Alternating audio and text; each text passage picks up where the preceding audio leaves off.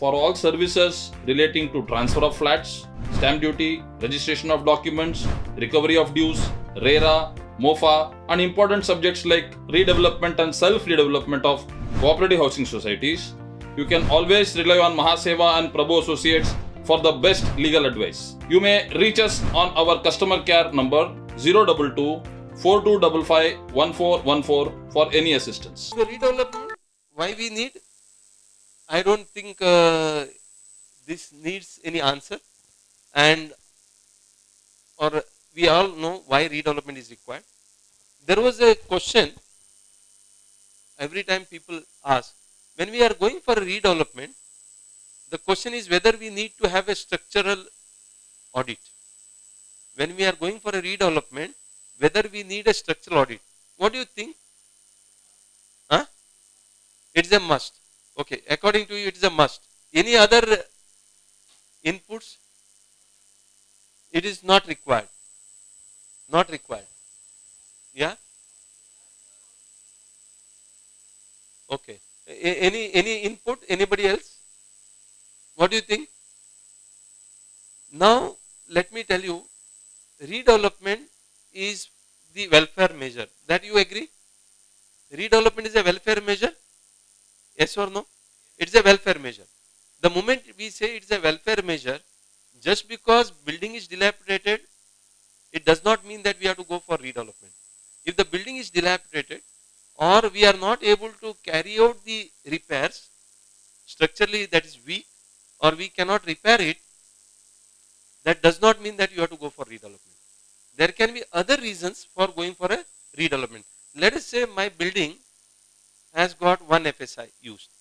Now because of the changes in the development control rule, where I am able to get 3 FSI, so I am able to have another 2 FSI, I am able to supply more housing stock, I am able to give additional area to my members, giving them the alternative rent, giving them the additional corpus fund for meeting, taking care of future maintenance, then who can stop? The answer is nobody can stop. Absolutely, I agree with you. See, I fully agree with you. So therefore, 3rd January 2009 circular, earlier circular, it was not having what are the circumstances under which one can go for redevelopment. That was not there. Now in the 3rd January 2009 circular, they are saying the first is that what are the reasons why redevelopment can be done. One of the reasons is it is structurally weak. The structural audit report indicates that it needs reconstruction or redevelopment, it requires demolition. That is one of the reasons for redevelopment. It is one of the reasons that cannot be the precondition for the redevelopment. Second is, if the building is dilapidated, it is declared as a dilapidated without taking structural report by the municipal corporation, okay, by various authorities, or it is completely destroyed for some or the other reason. Okay, maybe it is tilted. It is so even without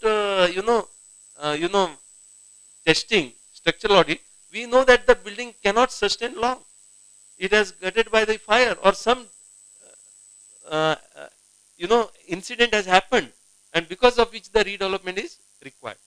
Third, which he is saying is, if there is a changes in the development control rules and there are various schemes which requires government policies which requires that the redevelopment has to be done. For example, I'll give you some of the examples.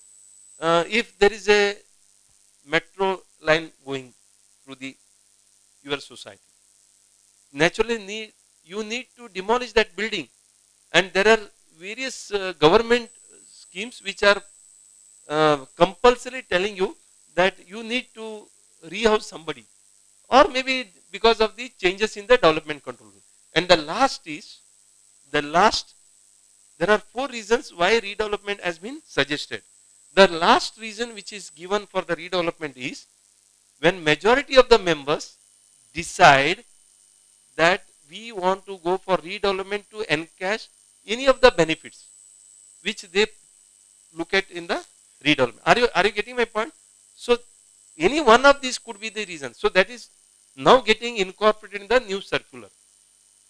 What is the reasons? What are the circumstances under which one can go for the redevelopment? So this way, one could be the age of the building also. Yeah. Yeah. We will have more of interaction because the participants are less, and we need to have the live questions instead of going with the monotonous PPT. Should I put this question now or after some time? No, my question is, you did raise the issue of metro. Yes, yes. Now, from one view, the government wants to develop, Yes. progress, whatever you may call it. But see the example of a metro where it passes through Naurang, Andheri. Yeah. Below the metro, the hawkers have accumulated. That has become a traffic hazard over there. Secondly, the noise, it has gone up to more than 85 decibel. The people are not able to sleep. That is one of the reasons. And secondly, as far the reason of the metro being elevated on the top, why should we not go underground? The problem is, moment the over elevated system comes into existence, the space below, when it is not been accommodative, the hawkers and all types of people are going to assemble it. Instead of beautifying and for betterment of transport and all that, it is going to create a confusion, and we are going to live in a concrete jungle of, Okay. now how do we go about it? Okay, about 2 days back, there was a meeting at Mantralaya.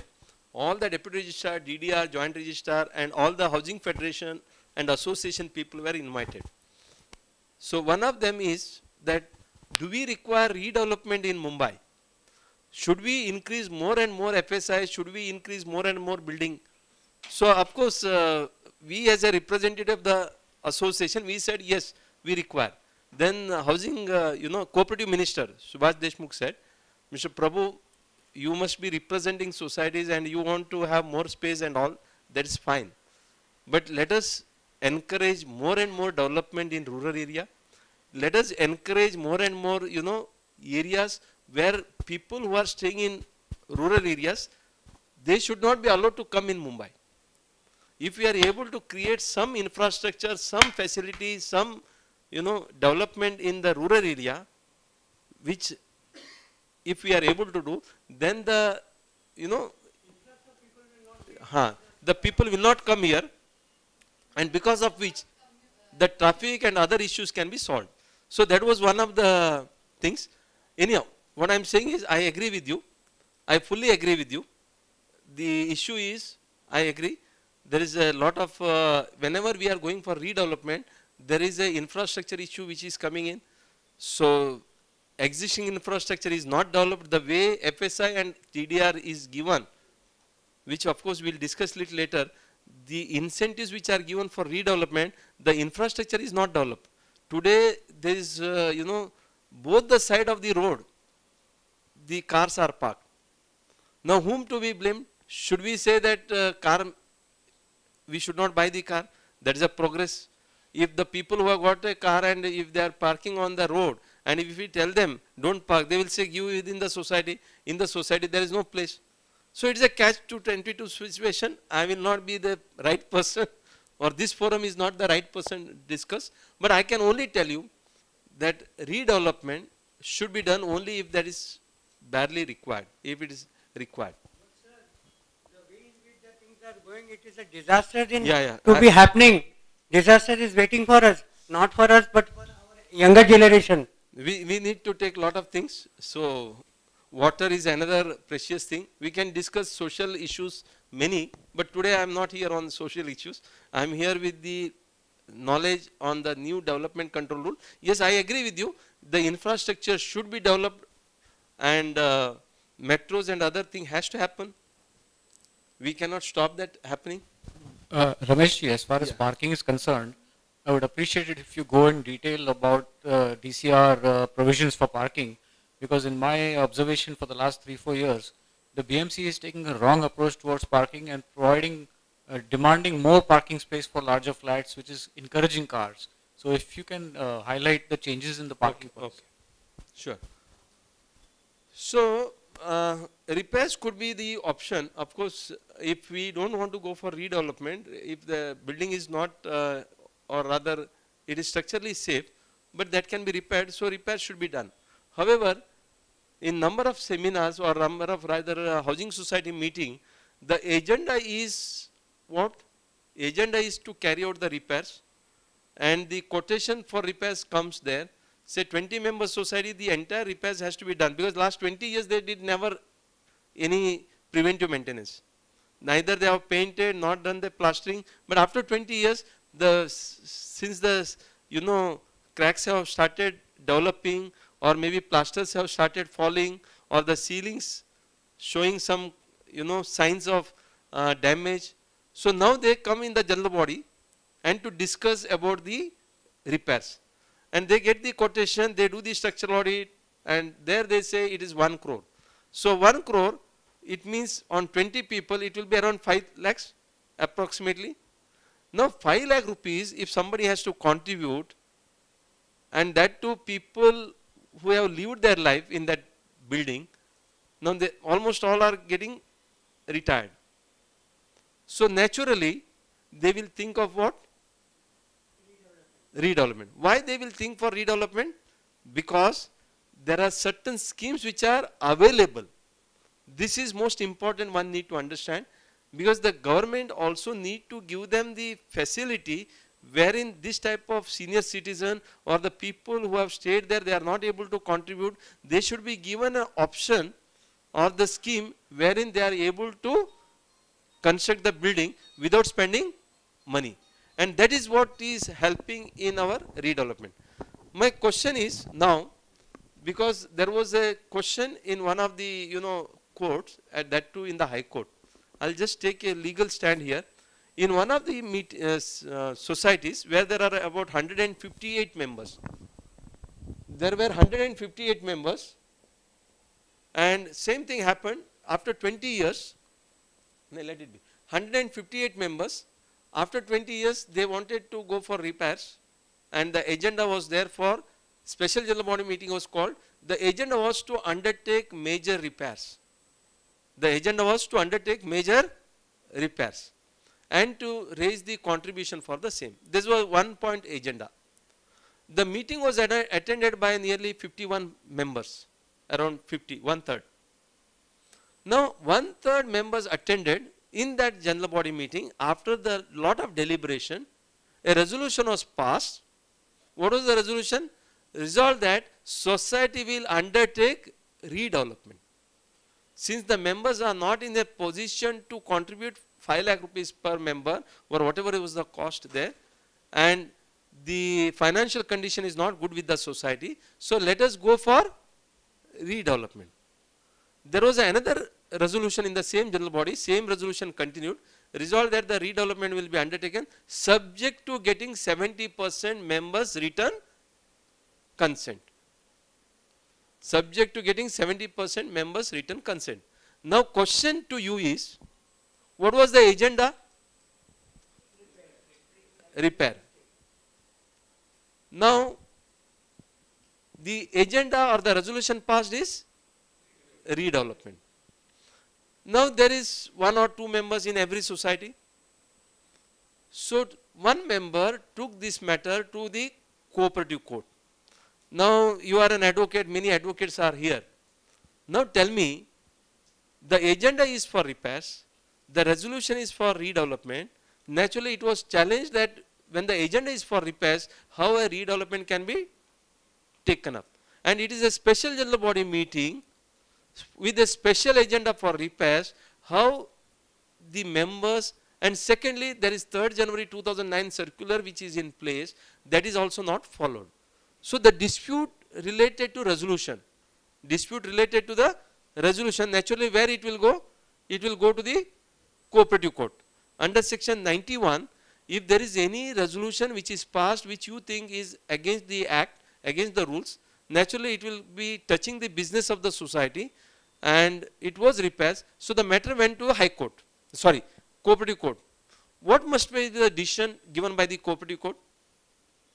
In my opinion, it should go for redevelopment for simple reason. The Correct. No.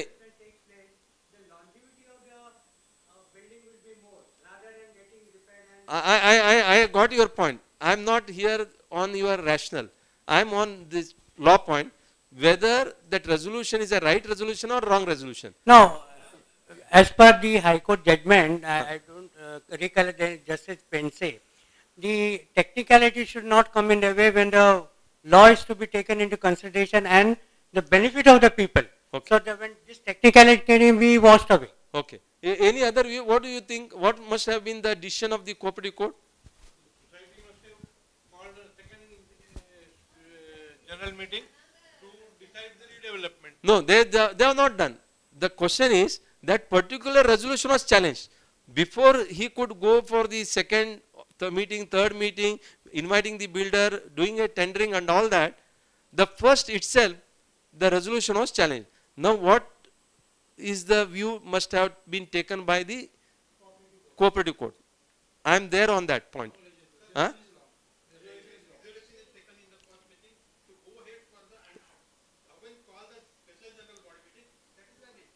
That is valid. Any other view? It is, they must have set aside. Okay. What happened is cooperative court said, what is the agenda? Agenda is to repairs. So the repair or reconstruction, or it is the general body which is, you know, very much within its right to take any decision related to repairs. So therefore, though the agenda is repairs, they said we cannot undertake the repairs. The resolution whether we can undertake the repairs or whether we cannot undertake the repairs. So the general body has decided not to take the repairs. So whether they are within that right, the answer is yes. What is the next alternative? In the same resolution they said because the repairs cannot be undertaken, the redevelopment may be explored subject to getting 70% members consent. So therefore the general body, high court, our cooperative court said the resolution is very much valid. Now you know, the advocates or the person who is aggrieved of the resolution, he will not keep quiet. He went to the appellate court. Maharashtra Cooperative Society's appellate court. And in the appellate court, same thing was discussed. After discussing all this in the appellate court, it was decided, or rather appellate court also held that whatever decision taken by the lower court as well as by the general body is proper. They confirmed. They said what is the problem, but that member did not leave. Why I am saying is, whenever we are talking about repairs, the next thought comes in every society is redevelopment. Now the third thing he did, he went to High Court, because you cannot end the journey there. So because he was thinking he is right. So the matter when before came to the High Court said, how many members are there? 158 members. 3rd January 2009 circular is not followed. Everything is agreed upon.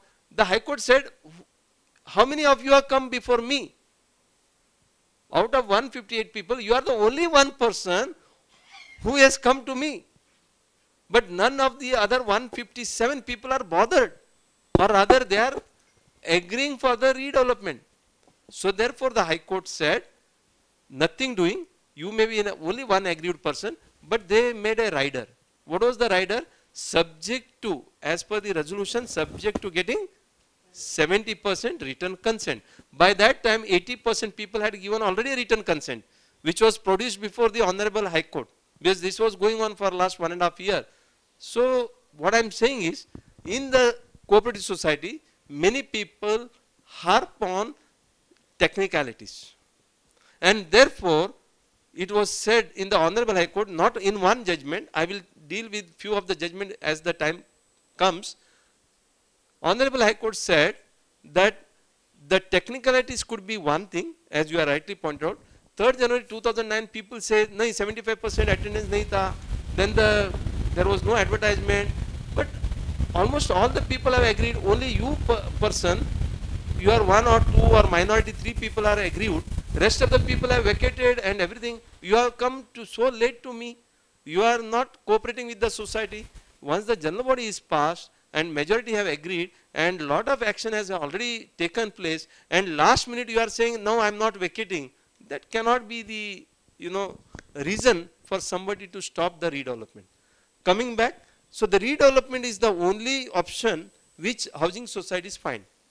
And in why they are finding it, the most important, let me tell you, why they are finding redevelopment as one of the option, because the government schemes, redevelopment schemes or the FSI or the TDR provisions make it so viable that after going for redevelopment, you get an additional 1 bedroom. You also get something called corpus, you also get a rent and you get new amenities and everything is new. So therefore, people are encouraged to go for redevelopment. Now coming to the next, common situation faced by the innocent, we know that some of the builders, though they are not capable, they do go for and give a lot of, false promises. Lack of cooperation and planning in the societies are sometimes leading to the, redevelopment as an issue. And sometimes housing societies are penny wise and pound foolish. When I say penny wise, pound foolish, what they do is, naturally, they don't take the consultants, they don't hire the project management consultants, they don't value the professionals. Because even when the builder gives the development agreement, they think they are much better than the advocate. They understand more than, because there are lot of legal implications, legal things. One, an advocate who is experienced will be able to go through and suggest even 1 or 2 changes, makes a lot of difference. But they think that it is only reading and understanding commerciality, but naturally each sentence has got its own meaning, and sometimes, it may be written irrevocable, but if in any one of the development agreement, if there is a clause which will allow that non-obligation on either side, the either party has a right to exercise their appropriate legal recourse, even that word will help us even to terminate. Because otherwise, if you don't put this type of words, legal recourse, the word is, the agreement is, not terminable or irrevocable, subject to having each person's legal recourse. So even such words will make a difference. So anyhow, coming to the point that the project management consultant, naturally an architect and advocate or maybe engineer, one need to do. There are various societies you may be seeing that I was discussing in the morning with some of them and saying that the redevelopment has not taken the way it is required to be. That means it is not successful. If you have to give me some of the reasons, what could be the reasons for redevelopment not successful? Or which are the redevelopment which is becoming successful? That gives us some of the risk involved in the redevelopment. Because the question which is there is the risk involved. What could be the reasons? Few reasons. Yeah? Any reasons? Yes, sir. Why redevelopments are not becoming successful? The first reason is they don't complete the project in time. No, Number one. Number two, who does not complete? the builder. Okay. Number two, they don't show the plans at proper time, and before the proper plans are shown, they increase the height and FSI. Even the PMs also keeps his mouth shut.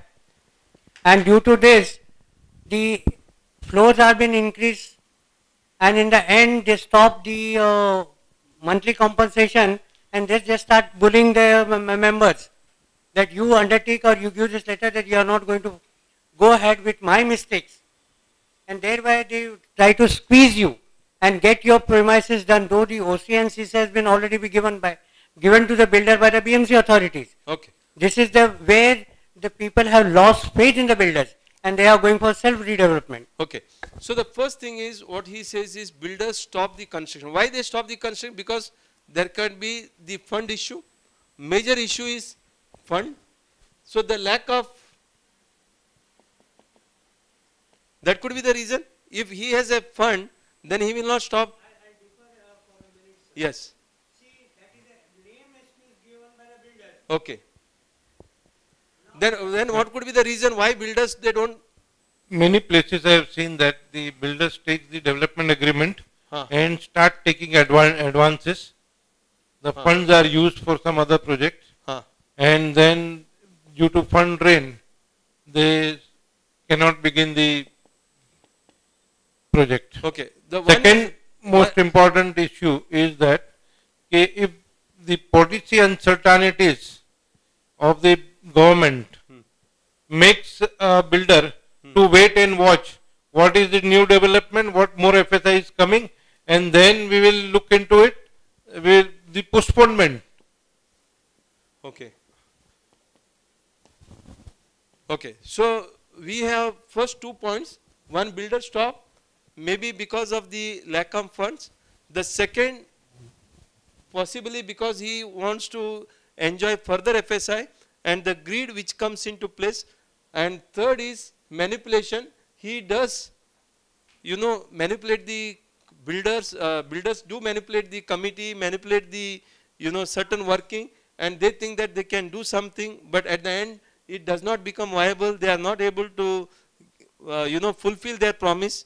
Corruption, whatever you call it as, managing with the committee. Then the committee also come in the way, and this manipulation also is one. And the last is, of course, diversification of fund. Yes. Ramesh, to follow up on what he said about policy confusion, the DCR is worded so abstrusely, so difficult to read, that even the engineers in the BMC probably have different interpretations, and therefore when builders go to them with their plans, there's a lot of confusion. Yes, so that is causing a lot of confusion. We should be very clear in our DCR. Yes. No, what happens is, whatever you do, earlier what used to happen, I'll just give an example. The DCR was saying that balcony up to 10% you can use, and elevation area, okay, dry balconies, okay, flower bed, that was permitted unlimited. When I say elevation area, if you want to elevate the building, maybe it is free of FSI. You want to, give some flower bed or certain niche areas and dry balconies, they were free of FSI. In addition to 10% free balcony. But how the developers have done, how the architects have done. That means people have taken an undue advantage of that. How they have taken undue advantage? If the building is here, for the purpose of elevation, he will do the elevation about 10 feet away. And between these, he will then show some, open area which they can later on cover. They will show some duct area, and that duct is later on covered. So this way, the people used to take the undue advantage.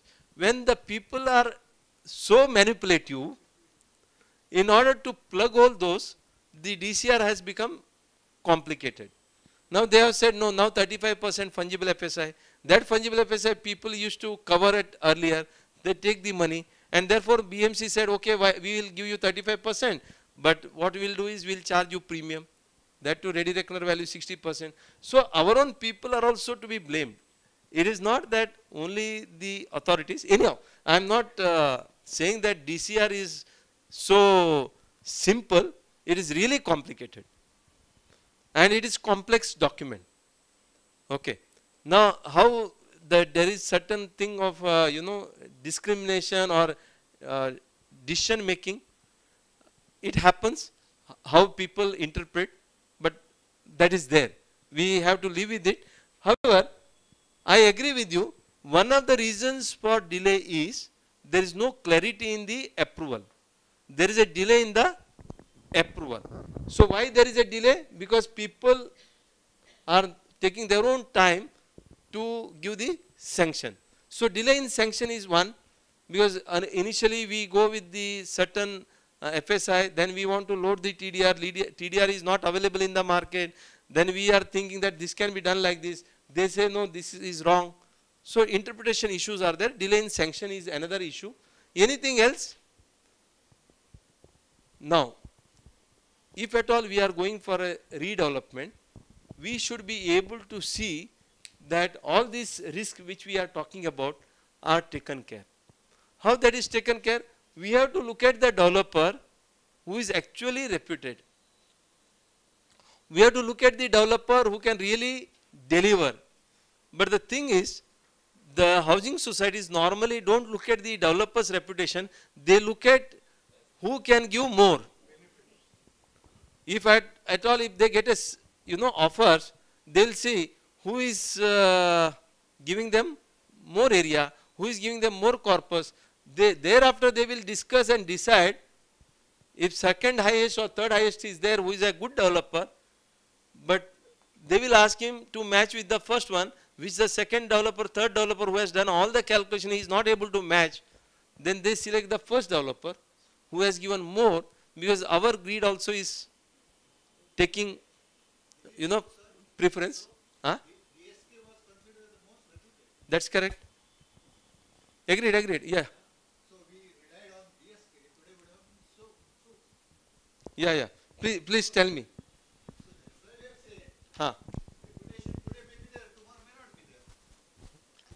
So we'll have to go in a different manner only. What is the different manner? We have to look at his balance sheet and what are the doing bank guarantees. Because on the face of it or the name of it, today builder does not come to that category. I fully agree with you. Therefore, to tackle the issues which number of developers have created, let us say over trading. DSK, what he did is a over trading. So when you are appointing a developer, you also see already how many projects he has got. If he has already got 25 projects, it is better not to give him 26 projects. You are getting my point. One need to have a balanced view. I agree with you. DS Kulkarni, or who is now behind the bar, is one of the reputed developer, but for some or the other reason, because of the over trading, I would say, so he is into trouble. And he has raised the money not from the institution alone, he has also raised money from the general public. And investors he has raised from the institutions, banks, and because of him, even Bank of Maharashtra, I think MD is also in the government, or rather in the prosecution and investigation. So it happens. That could be one of the examples, but we cannot go with all that examples. But let us say the reputation of the developer, when I say he should be financially capable. You need to look into all that. We'll see as and when we talk about developer selection. But today what I'm saying is, we need not be too greedy, and the housing society should be able to judge. Now, as I said, structural audit may be not compulsory. And if you look at, DN Nagar redevelopment, there are a lot of issues in the DN Nagar redevelopment. I will not go ahead with it. So why redevelopment is required? And what are the two types of redevelopment that we talk about? So as I said, self-development we'll discuss tomorrow. But there is another development which is called joint venture development. Now when we talk about joint venture development, that is the development where we are appointing a developer. We are appointing a developer, and with the development agreement, we are giving all the rights of construction to the developer. And there is another called self-development, where the society themselves undertake the development, but for which you need to appoint a project management consultant, you need to raise your money, you need to raise the selling, and ultimately it is the complete control is with society. So when we talk about redevelopment, there can be combination of this also, 3 or any 2. So there can be one, monetary consideration. When we talk about monetary consideration, let us say in a housing society, just to give you now 3rd January 2009 circular. Whether 3rd January 2009 circular, which if you have seen existing, many of you may be aware, whether it is permitting you to sell outright, whether it is permitting you to sell outright, the answer is no. It is only talking about redevelopment. It does not talk about selling. Let us say in a housing society, there are 100 flats. Now what happens is 80%, 90% people agree to sell to a particular developer outrightly. Now 25% people don't want to sell. Now in that case, whether this should be allowed, what do you think? Suppose in a housing society, let us talk about a housing society, which I am talking about monetary consideration. When I am talking about monetary consideration, people will buy the flat and then they will give you the consideration and then the builder will do the development. So you are not entitled, so you take the money, buy the flat elsewhere. You have to surrender. Okay. So now my question is whether this is possible in a housing society, whether the housing society can pass this type of resolution. The existing 3rd January 2009 circular related to the redevelopment of housing society, it is not permitted. Whether this should be permitted, now we are all intelligent class, and whether it should be permitted, what do you think? Huh? It should be permitted. It should not be permitted. Huh? Suppose there are 100 flats, yeah. If it is not allowed, so it should be allowed. Okay. Huh? It should go ahead. So therefore, new circular of 3rd January 2009 and the new law that is going to come, it is going to be permitted. Suppose it will be allowed. How it will be allowed? For example, it is like a project. In a housing society, there are 100 flats, 75% are agreeing to sell and they are getting a good price. They are getting a very good price. As against, if I am selling it to an individually outsider, maybe I am getting 25,000 rupees per square foot. There is a developer who is giving 35,000 square foot. Per square foot he is giving 35,000. But the 25% people decide, no, we will sell at the end. We will not agree to the general body, the rate agreed by the general body. We want 45,000, we want 50,000, as you are saying, blackmailing. So that is possible. Therefore, new circular of 3rd January 2009, which of course will be worded as 2018 circular or whatever it is, in that it will be permitted. So how it will be permitted? If more than 75% people in a housing society by passing a resolution decide to sell all the flats to a particular developer, then it will be permitted. Now the second question comes, very important question. Now 25% people who are aggrieved, if they are aggrieved and they don't want to sell, but the general body has now decided to sell it to the builder, all flats, because maybe Reliance wants to buy, maybe Tata's wants to buy, maybe an industrialist wants to convert entire thing into his office, maybe bank purchases all 100 units so that tomorrow they can make their corporate office. So something like this. Now you tell me, what could be the compensation or payable to those 25% people who are aggrieved? Can you put some light? What should be the money payable to them? It will be the same as agreed in the general body, or it can be more, it can be less. Huh? Huh? Yes. That's correct. They should not be given less. But they are thinking, they are demanding more, yes. Okay. So it should be the same. But they are saying it is not as per the market value. It is not as per the, it should be ready reckoner value. Okay, okay.